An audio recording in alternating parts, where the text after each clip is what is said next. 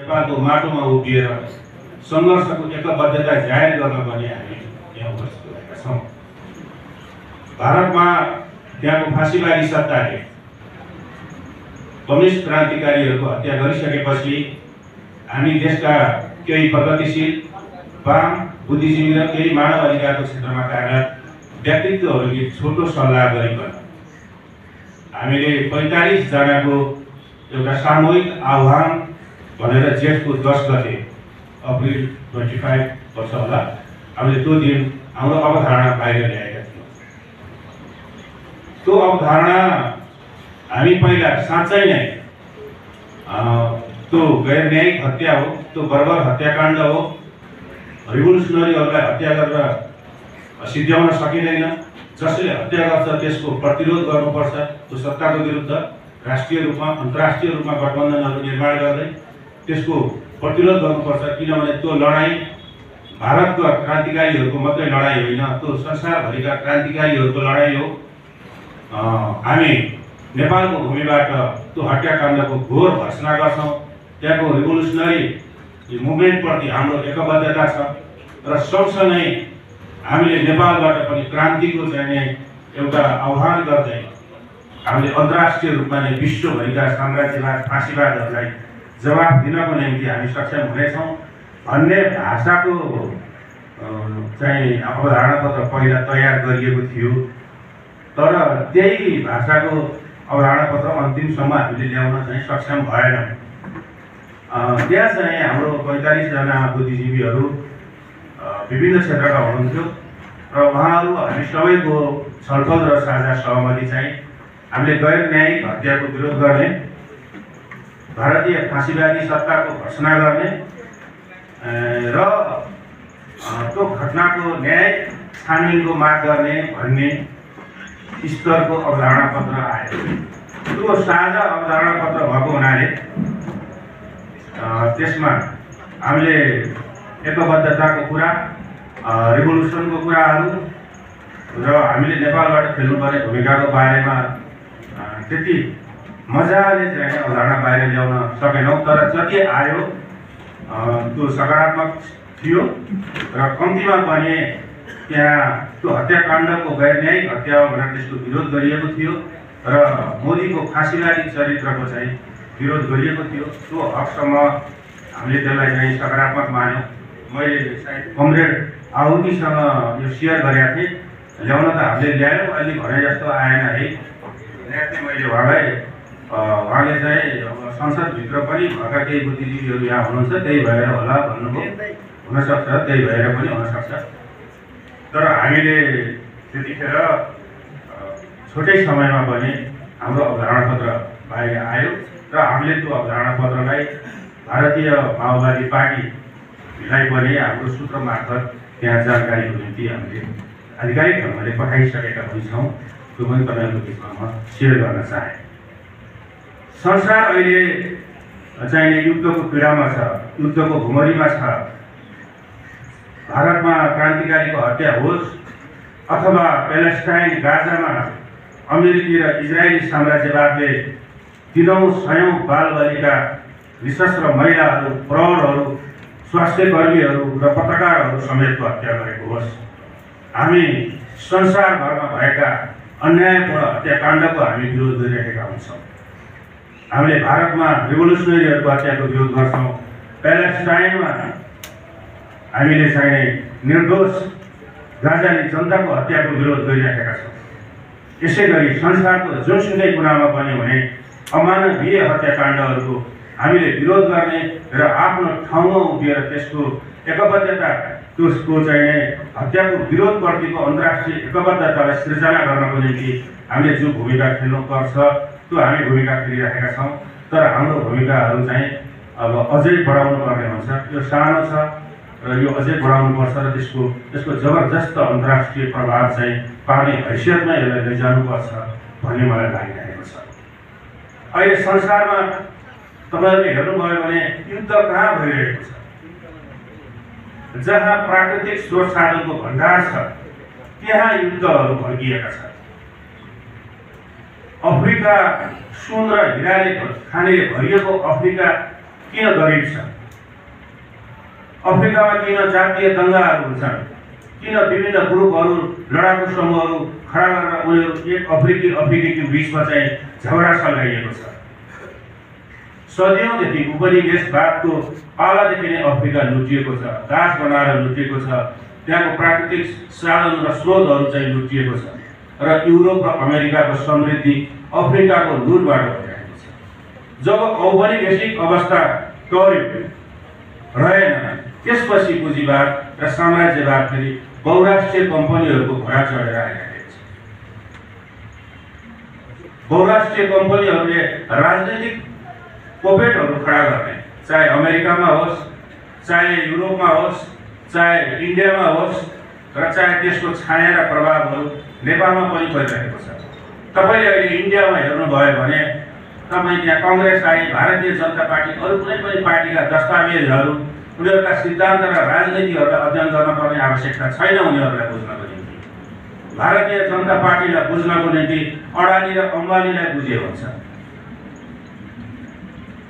कि एक दुई बहुराष्ट्रिय कम्पनीहरू खडा गर्ने र सम्पूर्ण राजनीतिक पार्टी र पोलिटिकल लिडरहरूलाई बहुराष्ट्रिय कम्पनीको कठपुतली प्रतिनिधिको रूपमा विकास गर्ने र त्यो देशको सेनालाई समेत त्यो बहुराष्ट्रिय कम्पनीको हक हितको संरक्षणको निम्ति उपयोग गर्ने र यसको परिणामस्वरूप प्राकृतिक स्रोतले सम्पन्न भएका ठाउँहरूमा कब्जा गर्ने, त्यहाँको जनतालाई उठिवास लगाउने, यही नै हो अहिलेको लडाइँ र युद्धहरू। तपाईँ रुस र युक्रेनको युद्ध हेर्नुभयो भने युक्रेनको खनिजमाथि नाटो अथवा अमेरिकाको चासोलाई देख्न सक्नुहुन्छ। ग्रिनल्यान्ड भन्ने ठाउँ ठुलो हिउँले ढाकिएको ठाउँ छ। त्यो ठाउँ अहिले ग्लोबल वार्मिङको कारणले गर्दा हिउँ घटेर त्यो ग्रासल्यान्ड र एग्रिकल्चर ल्यान्डमा चाहिँ परिणत हुन सुरु भइरहेको छ। ग्रिनल्यान्डमा केही 80,000देखि 1 लाख त्यहाँ आदिवासी जनसङ्ख्याहरू छन्। त्यो डेनमार्कको अधीनमा छ। तर अमेरिकाले अहिले हामीलाई पैसा तिरेर चाहिँ डेनमार्क तिमी देऊ, तिमी दिनौ भने लडाइँ लडेर हामी डेनमार्क कब्जा गर्छौँ भनेको छ। त डेनमार्क कब्जा गर्नुको उद्देश्य के हो? त्यहाँको प्राकृतिक संसाधन हो। रुस र युक्रेनको लडाइँको उद्देश्य के हो? त्यहाँको प्राकृतिक संसाधन हो। खाडी क्षेत्रमा भइरहेको लडाइँको के हो भने खाडी क्षेत्रको सम्पूर्ण तेल प्राकृतिक संसाधन अमेरिकाले कब्जा गर्ने र त्यसको निम्ति एउटा गतिलो चाहिने अमेरिकन एजेन्ट, अमेरिकनको धर्मपुत्र इजरायललाई त्यो क्षेत्रमा खडा गरेर त्यसलाई इजरायलको चाहिने शक्तिलाई स्थापित गर्नको निम्ति त्यो त्यहाँनिर त्यो लडाइँको मञ्चन भइरहेको छ। त्यस्तै गरी हाम्रो भारतको त्यहाँको माओवादी आन्दोलन, त्यहाँका बहुराष्ट्रिय कम्पनीहरू, त्यहाँको फाँसीवादी सत्ता, बहुराष्ट्रिय कम्पनी र भारतीय सेनाको त्यहाँमाथिको आक्रमण, भारतीय सशस्त्र सेना मात्रै होइन अरू सशस्त्र बलहरूको पनि त्यहाँमाथिको आक्रमण भनेको त्यो आदिवासी क्षेत्र चाहिँ तपाईँको पश्चिम बङ्गाल, झारखण्ड र छत्तिसगढदेखि दण्डकारण्यसम्मको त्यो रेड जोन भनेर भनिएको छ। त्यसलाई विशेष औद्योगिक क्षेत्रको रूपमा घोषणा गरेर त्यहाँको प्राकृतिक स्रोत साधनहरूलाई बहुराष्ट्रिय कम्पनीको चाहिँ अधीनमा लगाउने त्यो षड्यन्त्र हो।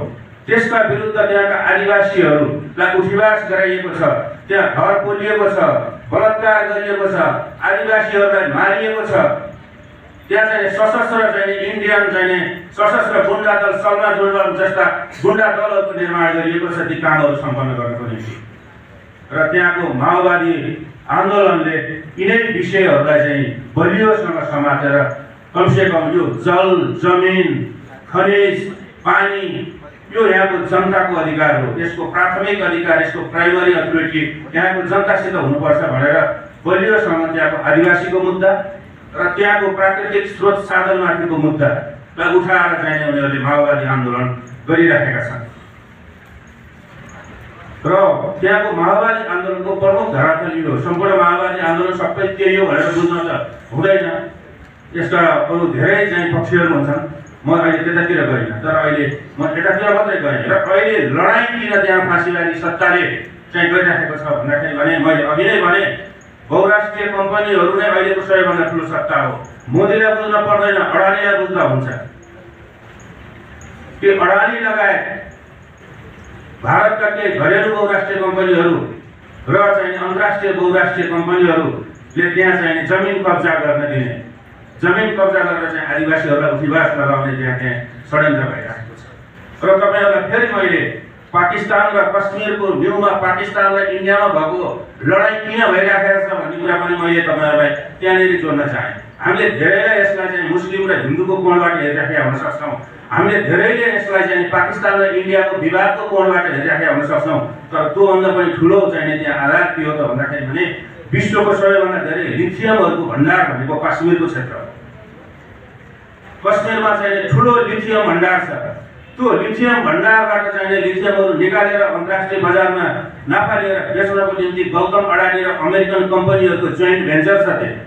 तर उनीहरूले अहिलेसम्म पनि त्यो लिथियम निकाल्न सकेका छैन कश्मीरको आन्तरिक विवादले गर्दाखेरि। त्यसकारण उनीहरूले कश्मीरको चाहिँ विवाद र कश्मीरी आवाजलाई होइन, कश्मीर चाहिने त्यो इतिहासलाई हेर्ने भने त्यो पाकिस्तान पनि होइन, त्यो इन्डिया पनि होइन, त्यो इन्डियाको पार्ट होइन, त्यो पाकिस्तानको पार्ट होइन। कश्मीर स्वतन्त्र राष्ट्र हो र कश्मीरी जनताको स्वतन्त्र राष्ट्रको चाहिँ विषयलाई सधैँभरि नेस्तनाबुद पार्नको निम्ति निमित्तान्न पार्नको निम्ति र कश्मीरको चाहिँ त्यो प्राकृतिक साधनलाई कब्जा गर्नको निम्ति चाहिँ मञ्चन गरिएको त्यो एउटा युद्धको नाटक हो। त्यहाँ पनि प्राकृतिक स्रोत साधन जोडिएर आइरहेको छ। नेपालमा किन एमसीसी आइरहेको छ, नेपालमा किन एसडीपीको कुराहरू भइरहेको छ भन्दाखेरि नेपालमा दुईटा कुरा छ। एउटा कुरा यो इन्डिया र चाहिँ चीनको बीचमा विश्वको असाध्य रणनीतिक महत्त्वको पोइन्टमा चाहिँ नेपाल छ। अर्को कुरा नेपालको चाहिँ प्राकृतिक स्रोत साधन खनिजहरू। त युरेनियमको कुरा त सुनिसक्नु भएको छ।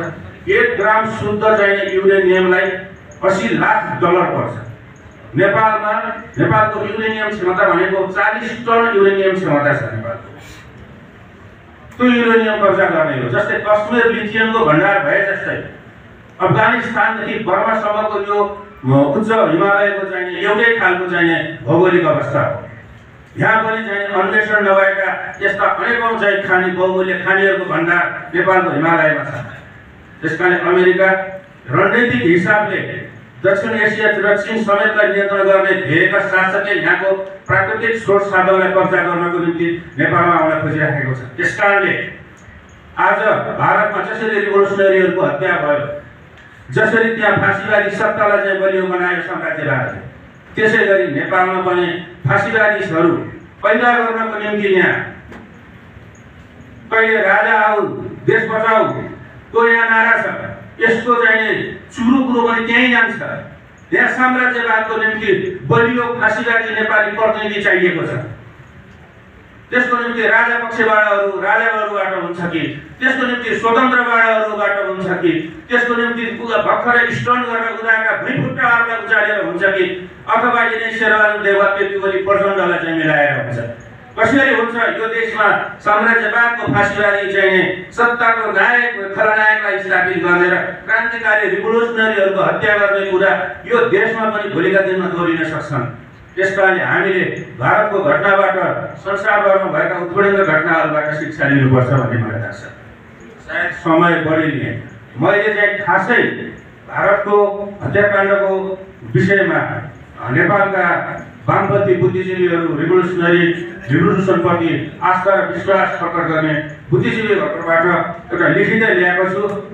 पढ्न 2-3 मिनट लाग्छ। अबको 2-3 मिनटमा म त्यसलाई पढेर सिद्ध्याउँछु। हस्, म पढ्नतिर गएँ।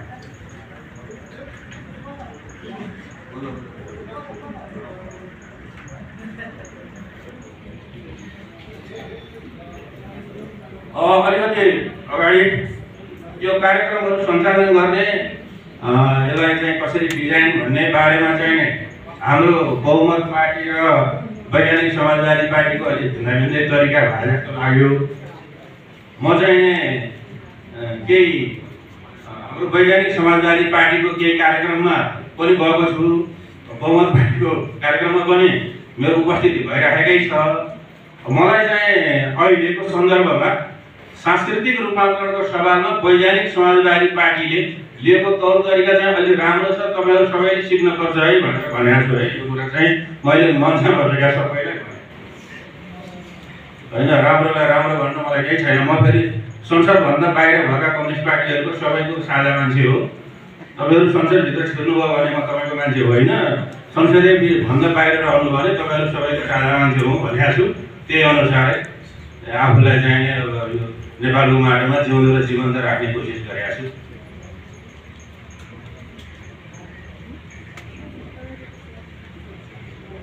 मैले अलिकति युद्ध र प्राकृतिक स्रोतसित गाँसेको विषयवस्तुहरूमा तपाईँहरूलाई भने यो विषयवस्तु तपाईँहरूले पनि अध्ययन गर्नुहोला। यो अध्ययन गरिएन भने अहिलेको कन्टेक्स्टलाई बुझ्न सकिँदैन। क्रान्तिकारी अभिवादन, जनगणतन्त्र, वैज्ञानिक समाजवाद जिन्दाबाद, फाँसीवाद मुर्दाबाद। म सर्वप्रथम हामी सबैका महान शहीद भारतका क्रान्तिकारी योद्धा भाकपा माओवादीका महासचिव कमरेड बसवराज र उनका सहयोद्धाहरूको शहादतलाई क्रान्तिकारी लाल सलाम अर्पण गर्न चाहन्छु। लाल सलाम कमरेड बसन्त, लाल सलाम शहीदहरू। साथी कमरेडहरू, यो कुनै मुठभेड होइन, यो कुनै संयोग पनि होइन, यो भारतीय फाँसीवादद्वारा घटाइएको योजनाबद्ध राजनीतिक हत्या हो। एकातिर माओवादीहरूले शान्तिपूर्ण वार्ता र राजनैतिक समाधानको निम्ति आफ्नो तर्फबाट युद्ध विरामको घोषणा गरेका थिए। उनीहरू आधिकारिक वार्ताभन्दा अगाडिको तयारीमा भएको बुझिन्छ। अर्कोतर्फ त्यही समयमा भारतीय राज्यले वार्ताको तयारी गरिरहेका क्रान्तिकारीहरूलाई घेराबन्दी गरेर हत्या गर्यो। कमरेड बसवराजलाई जीवितै अवस्थामा कब्जा गरेपछि हत्या गरेको पनि त्यहाँको पार्टीले स्पष्ट गरिसकेको छ। यसलाई के भन्ने? यो षड्यन्त्र हो। यो फाँसीवादको चरम निर्दयता वा बर्बरता पनि हो। के यो फाँसीवादी हत्या अचानक भयो? पछिल्लो सन्दर्भलाई हेरौँ। पाकिस्तानसँगको सशस्त्र झडपमा मोदी सरकारले राफेल सहित 5 वटा युद्ध विमान गुमाए। भारतीय सैन्य सामर्थ्यको खोक्रोपन प्रकट भयो। मोदी सत्ताको राष्ट्रवादी नकाब च्यातियो अनि देश बेजेतिर कुण्ठा भेट्नको निम्ति त्यो अपमानलाई क्रान्तिकारीको रगतले पखाल्नको निम्ति उनीहरूले माओवादीहरूलाई निशाना बनाए। यो भारतीय सत्ताले वार्ताको तयारी अथवा सजिलो अवस्थाको खोजी गरिकन गरेको योजनाबद्ध हत्या हो। तर कमरेडहरू, हामी भन्छौँ क्रान्तिकारीको हत्या गरेर विचार मरिँदैन। शरीर सिद्ध्याउन सकिन्छ तर विचार गोलीबाट मर्दैन। माओवादीहरू मारिन्छन् तर माओवादी आन्दोलन मर्दैन। भारतका गृहमन्त्रीले हाले अब भारतमा माओवादी सखाप भएको भन्ने घोषणा गरे। साँचो कुरा के हो भने मोदी शासनले माओवादी विचार सखाप गर्न सक्दैन। जसले शोषण देख्छ त्यो माओवादी बन्छ, जो अन्याय भोग्छ त्यो माओवादी बन्छ। र जबसम्म भारतमा शोषण, अत्याचार र वर्गीय असमानता रहन्छ, माओवादी विचारको बिरुवा पनि फेरि बनाउँदै हुर्कँदै जान्छ। क्रान्तिकारीहरूको हत्याको बदला लिँदै आन्तरिक कमजोरीहरूलाई सच्याउँदै भारतमा आन्दोलन अगाडि बढाउने कुरा त्यहाँको सम्बन्धित भारतीय कम्युनिस्ट पार्टी माओवादीले जनाइसकेको छ। उसको दृढ प्रतिबद्धता आइरहेकै छ। हामी त्यसको उच्च सम्मान गर्छौँ। हामी यहाँबाट के सन्देश दिन चाहन्छौँ भने नेपालका क्रान्तिकारीहरू भारतीय माओवादीहरूको क्रान्तिको यात्रामा हृदयदेखि एकबद्धता प्रकट गर्दछन्। हामी यो केवल सहानुभूतिमा होइन, सङ्घर्षमा आधारित एकबद्धता प्रकट गर्दछौँ। यो कार्यक्रम पनि त्यही सङ्घर्षकै निम्ति हो। तपाईँहरूको पीडा हाम्रो पीडा हो, तपाईँहरूको रगत हाम्रो पनि प्रतिबद्धता हो। कमरेड बसवराज लगायत उच्च नेतृत्वको नृशंस हत्या भएको छ। यो केवल हत्याकाण्ड होइन, यो भारतीय राज्यद्वारा क्रान्तिकारी आन्दोलनमाथिको योजनाबद्ध फाँसीवादी हमला हो भनेर मैले अगाडि नै भनिसकेको छु। हामी त्यसको दृढतापूर्वक घोषणा गर्छौँ। यो संसारभरि रहेका न्यायप्रेमी क्रान्तिकारीहरूको दायित्व पनि हो। अब एउटा कुरा मलाई भन्न मन थिएन तर साह्रै मन कोक्याएर आएको छ। त्यो छोटो कुरा पनि म यहाँ तपाईँहरूको बिचमा राख्छु। यो कुरा नभनाउँ कि जस्तो पनि लागेको थियो। फेरि आज हिँड्ने बेला होइन, तैँले यो कुरा त्यहाँ भन्नै पर्छ भनेर फेरि मैले सोचेँ, म यो कुरा भन्छु। प्रचण्ड नेतृत्वको पार्टी माकेको ध्यानाकर्षण पत्रको भण्डार हो।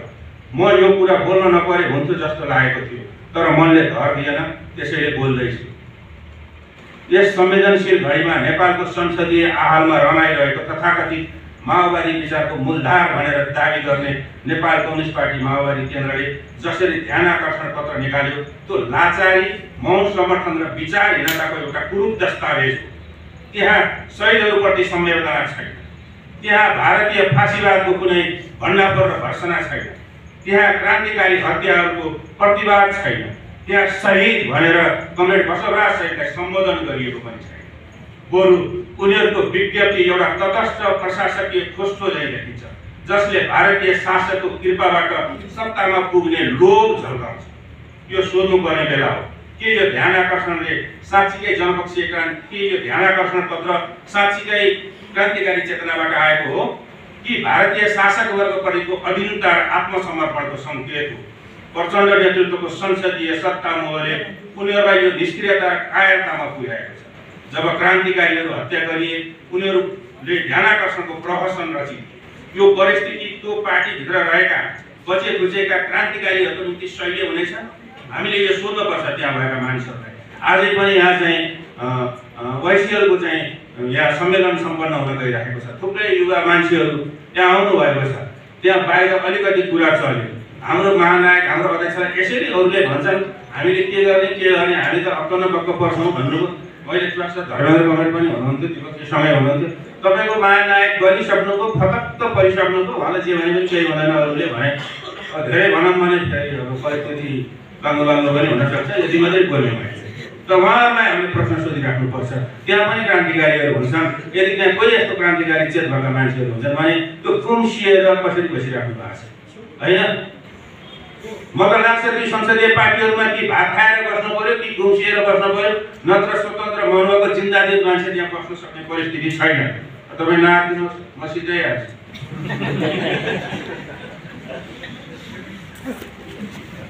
अनि कमरेडहरू, यो हत्याले हामीलाई दुखी मात्र बनाउँदैन, हामीलाई गम्भीर प्रश्नहरू सोध्न बाध्य पनि बनाउँछ। के अब क्रान्तिका नयाँ मोर्चाहरू खोल्न तयार छौँ?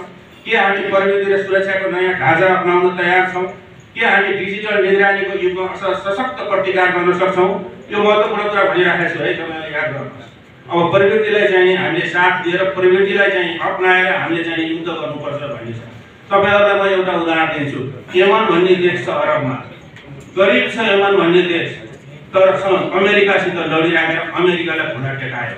अमेरिकाको दुईटा M16 जहाज चाहिँ खसालेर सैनिक बेडालाई ध्वस्त बनाइसकेपछि अमेरिका हुतीसँग सम्झौता गरेर चाहिँ भाग्यो। अहिले इजरायललाई चाहिँ उसले आछु बनाइरहेछ।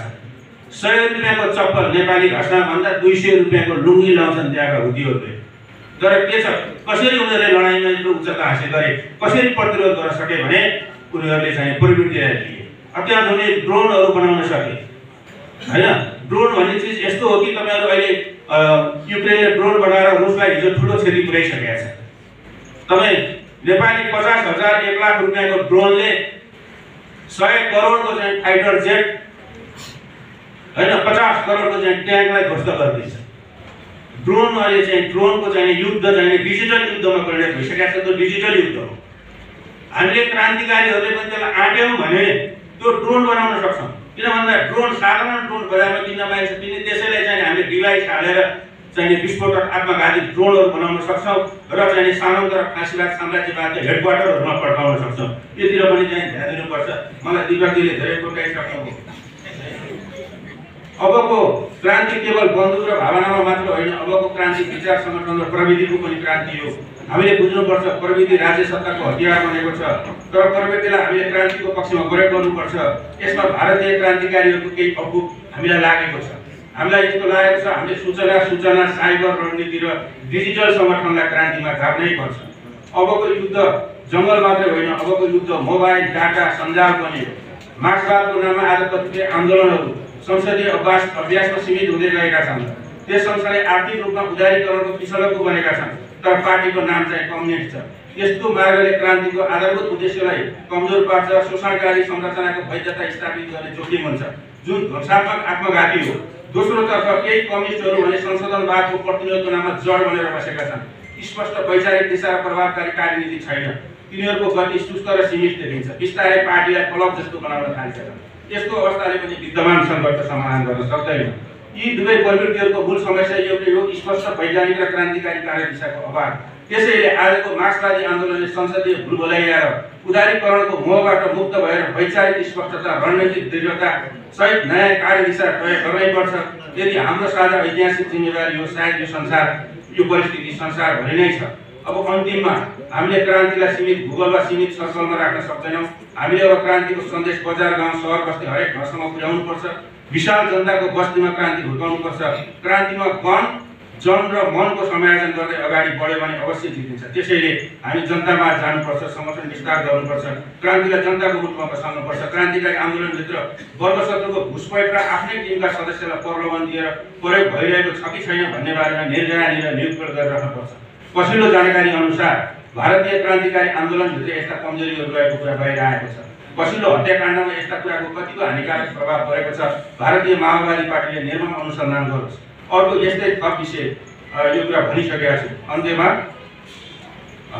नेपालका वामपन्थी, यो अन्त्यमा भन्दा पनि धेरै अन्त्यमा, अन्तिमको अन्त्यमा नेपालका वामपन्थी प्रगतिशील मार्क्सवादी लेनिनवादी माओवादी बुद्धिजीवीहरूको तर्फबाट हामी भारतीय क्रान्तिकारीहरूको हत्याको घोर विरोध गर्छौँ। उहाँहरूको शहादतप्रति नेपालको भूमिबाट उच्च सम्मान छ। हामी जनगणतन्त्र हुँदै वैज्ञानिक समाजवादको झण्डा अझै उच्च बनाउने प्रतिबद्धता जारी गर्छौँ। हामी दक्षिण एसियामा जनमुक्तिको साझा मोर्चा निर्माण गर्ने एकबद्धता छौँ। त्यसको निम्ति कोसिस जारी राख्छौँ। लाल सलाम कमरेड बसन्त, फाँसीवाद मुर्दाबाद, मोदी शासनको चिहान खनिँदैछ, क्रान्तिकारी रगत अमर छ, जनयुद्ध जिन्दाबाद, जनगणतन्त्र र वैज्ञानिक समाजवाद जिन्दाबाद, साम्राज्यवाद फाँसीवादको पतन अवश्य हुनेछ, विश्वका उत्पीडित मानव समुदायले आफ्नो मुक्तिको घोषणा गर्न दिन आउनेछ, अन्तर्राष्ट्रिय क्रान्तिकारी एकबद्धता जिन्दाबाद।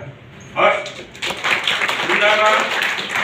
अब विपरीतले धेरै छोट्याउनु भयो, तपाईँहरूलाई बोर लाग्यो।